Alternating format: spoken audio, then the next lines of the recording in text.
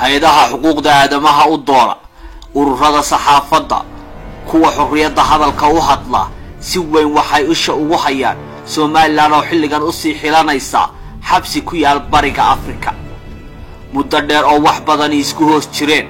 muddo badan oo isku dulnoolaanshaha bulshadu la asintay waayo fara badan oo rabitaanka dhowl milyan oo ruux laga been abuurtay waqti dheer oo Soomaaliya iyo isu sawir humaag beenaad aan jirin dadka lagu sabaayay haatan xaalka Soomaaliland wuxuu ka dhigayaa mujtamac xalay bancid laa u hoyday oo waagu u bariyay cadaaladda iyo sharcigii waxyaabaha sumadooda la raadinaya ayay ka mid yihiin sagaalka sanadood ee shakhsiyaadka ururkii SNM wax maamulayeen waa sanadaha dadweynuhu kala gartay sax iyo khalad tir iyo caad dhankii la eegaba kan kaluu ka daran yahay waxaynu diiradda saaraynaa cadaaladda ciinka daaqday caburinta aan cidina ka nabadgelin xabsiyada la ciirciiraya dad aan waxba galabsan maxkamadaha iyo xeer ilaalinta dadkii ka dhigtay ammaano la isu dhiibdhiibto kana hay kana qabo koona soo xid warbixinteena waxaynu ku eegaynaa korneelada haatan talada haya tirada dadka ay xabiseen sababaha loo xidhay qof iyo kooxba qaar xabsiyada ku dhex dhintay kuwa cid haysataba aan garanaynin waxaynu kaloo ku eegi doonaa dadweynaha dalkiyo walaalahood laga go'doomiyay ee si guud iskood xabsi xuduud beenaada ugu jira iyo sida xaalkoodu yahay bal sidoo kale waxaynu isku barbar dhigi doonaa sarreynta sharciga iyo usinaanta cadaaladda heerarka garsoorka ee Soomaaliya iyo dhinaca Soomaaliland waxaynu kaloo barbar dhigaynaa xaalka shacabka Soomaaliland ku sugan yahay iyo sida ay saalka u tahay in xilligii la doono iyo ciddii doontaaba ku xidhan karto lagu xidhi karo iyo bal Soomaaliya sida ay suurtagal u noqon karin cid kale iska daaya inay iska kaaxidhaan ama lagu xidho madaxweynaha dawladda federaalka Soomaaliya iyo ra'iisul wasaaraha dalka inkastoo sarreynta sharciga ee Muqdisho iyo heerka garsoorka warbaahinta ka jirta Soomaaliya indhaha ay ka lashaan sidoo kale warbaahinta Soomaalidu dadka ku go'doonsan Soomaaliland aanay dan iyo heello toona ka lahayn balse ay kaliya ilaashadaan dhaqaalaha ka soo gala shirkadaha ganacsiga ay dhexda u baahiyaan hase ahaatee xilligan Soomaaliland sawirkeeda waxa shacabku ku suureynaya inay tahay xabsi weyn oo saraakiisha haysata ay wali aqoonsi u raadsanayaan ruuxan ka jira dabaylaha waqtigu wado ee laga ladi kari laayahay dayaanka darafyada tashaday jabhadaha kala shidaal qaadanaya ee aragtida guud ka midaysan iyo muuqaalka ugubka ay haatan ka jira Soomaaliland maaha warbixintani mid ay khusayso dib ayaynu se u eegi doonaa horta aan tirino intay korneeladu talada hayaan iyo tirada dadweynaha la xidhay aan ku bilaabay muddadii u dhaxaysay sanadkii 2017 bishii December ilaa sanadkan 2019 bisha May inta la xidhay gabadh riyootay baa lagu xidhay qaran dumisnimo kadib Hargeysa laga masaafuriyay muddo ay xabsi ku jirtay wiil dhalinyaro ah oo lagu xidhay madaxweyne Biixi ayaa local ku tilmaamay habla dhalinyaro ah oo wada socda ayaa lagu xidhay midabka dharkooda oo buluug ahaa nin ajaanib ah oo madaxweynaha Soomaaliland ku tilmaamay caqabad soo baxday oo ka dhana xorriyadda hadalka ayaa xabsiga loo taxaabay saddex nin ayaa loo xidhay daliil ay u soo jeediyeen dhiibistii Itoobiya loo dhiibi jiray muwaadiniintii Soomaaliyeed ee jabhadii ONLF oday dhaqameed loo xidhay baaq nabadeed oo u jeediyay beelo looga shakiyay in xukuumaddu calaad ka dhex xurinaysay oo istilay macallin iyo wadaad xaafadeed looga shakiyay mucaaradad ayaa la xidhay lacag adagna lagu xukumay wariye reer Burco ayaa loo xidhay weydiinta uu mas'uuliyiin xukuumadda ka tirsan weydiiyo lacag la muqsuqay ee dadweynuhu u soo jeedinayaan oday dhaqameed xukuumadda ku dhaliilay kala qaybinta bulshada ayaa la xidhay 3 bilood oo xukun la'aan kadibna xabsiga la iska sii daayay muwaadiniin telefishanka la soo fadhiistay in xukuumaddu ka qaabisay horumarinta gobolka Sanaag iyo saami qaybsiga ayaa la xidhay muddo bil ah oo xukun la'aan kadibna la iska sii daayay qareen bartiisa Facebook aragtidiisa ku cabira ayaa la xidhay gartiisana waxa ka karnaqday maxkamad military majaajilaystayaal magaalada Laascaanood ku soo bandhigay riwaayad naqdinaysa xaalka xukuumadda ayaa loo xidhay inay Soomaaliland sumcad dilayaan wariye ayaa loo xabisay inuu bartiisa Facebook ku baahiyo qoraal gabadh reer Gabiley ah qortay qoraalkaasi oo ka hadlaya hagardaamada iyo waxqabad la'aanta golayaasha deegaanka abwaan ayaa loo xidhay maanse uu tiriyay xaaladda qalafsan ee xabsiyada Hargeysa ka jirta oo uu ka soo warramay xilli la xidhay isla abwaan kale ayaa Hargeysa lagu xidhay kadib kolkuu ka hadlay tacadiyada ciidamada booliska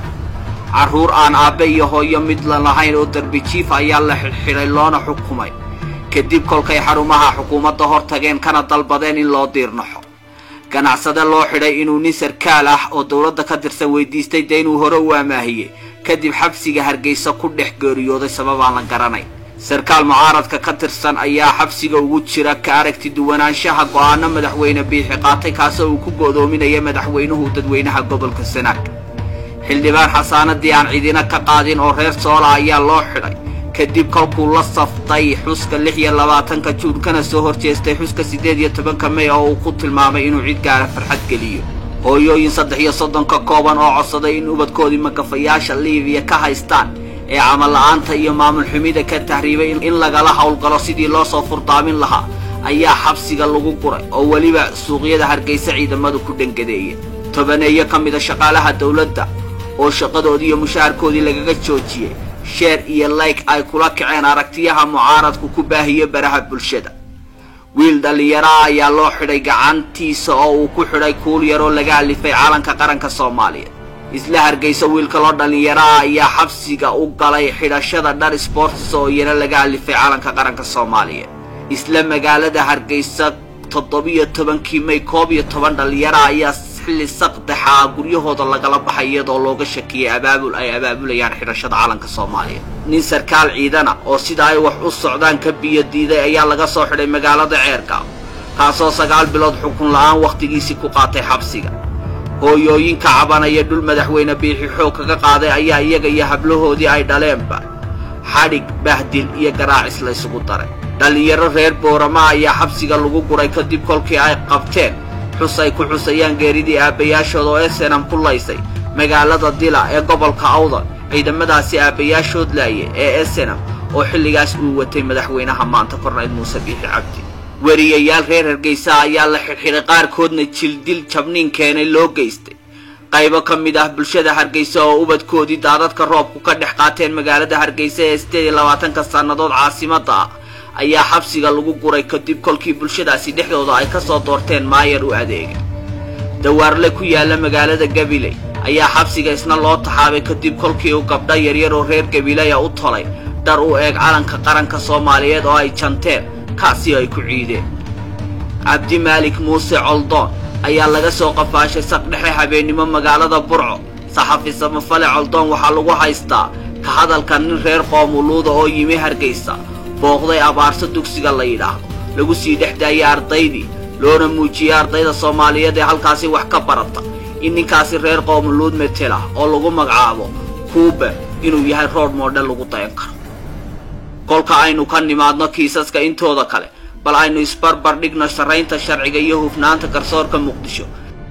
siyaasi Cabdiraxmaan Cabdishakuur oo kamid ah siyaasiyiinta mucaaradka ee Soomaaliya xaligiisii iyo sidii maxkamadaha dawladda federaalka Soomaaliya ay ka yeeleen wariyihii qaraxyada iyo dhimashada ku horsheegi jiray ciidamada booliska Soomaaliya iyo cisbitaalada xaligiisii la xidhay iyo garsoorku sidii uu ka yeelay dhankan kale xidhistii xildhibaan Dhakool diidmadii baarlamaanka Somaliland laalistii maxkamadaha iyo sii haysiga madaxweyne Biixi xabiskii afduubkii Burce Coldoon diidmadii maxkamadda eriskii garsoorihii diiday afduubka Coldoon kiis u samayntii madaxtooyada iyo garabsiga dugsiga Abaarso kiisaska kolka bokostaba loo rogo waxaa muuqata dimuqraadiyad indhaha laga tuuray xorriyatul qowl afka laga xidhay cadaalad la xooray sharci laga tallaabsaday raali gelin qofeed iyo tacaddi cid aan waxba galabsan arrinta xiisaha leh ayaa ah muddo 2 sanadood wax ka yar hay'adaha xuquuqda aadamaha u dooda kuwa xurriyadda hadalka u dagaalama iyo ururada saxaafadda madaxa bannaan waxay Somaliland ka qoreen in ka badan 500 oo warbixino kuwaas oo ay kaga hadlayaan xabsiga yar ee bariga Afrika ku yaala dhexdiisa lagu dhugtamayo wax kasto caalamka mamnuuc ka ah haddana iyadoo ay sidaasi tahay waxa iyana xusideeda leh in mid kamid ah waxqabadyada xukuumadda Korneyl Biixi isku majeertaan kuna faahanaan ay ku soo dareen in isla 300 oo jeer warbaahinta caalamku soo hadal qaaday Somaliland taasina ay tahay bay yiraahdeen guul laga gaadhay dhinaca geedi socodka ictiraafka isla 300 ee jeer iyo 200 ee kale oo lagu darayna waxa Somaliland lagu soo hadal qaaday ayaa ah xurriyadda hadalka iyo xuquuqda aadamaha ee dhexdeeda cunaha lagu hayo habdaqanada xilligan ee Somaliland ayaa ku soo idlaanaya xabsi dunida looga raadinayo aqoonsi iyo koox tiim bare u doondoonaysa xalaalaysiga wixii la xarrimay